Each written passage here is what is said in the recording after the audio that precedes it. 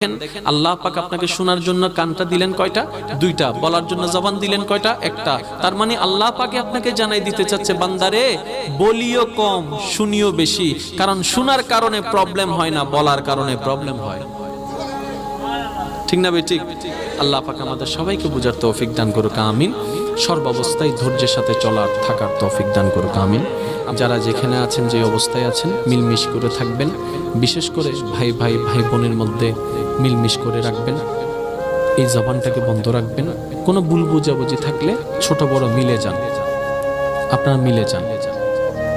হিংসা অহংকার রাগ লেখে কোনো লাভ এই পর্যন্ত কারো হয় নাই, ভবিষ্যতে কখনো হবে? জোরে বলেন না হবে? মিলে যান। আপনাকে মিলতে দিচ্ছে না কিন্তু শয়তানে। একটা জিনিস খেয়াল করেছেন, যখন রেগে যান তখন অনেক কথা বলতে ইচ্ছে করে, যখন রাগটা থেমে যায়, মাথা ঠান্ডা হয়, তখন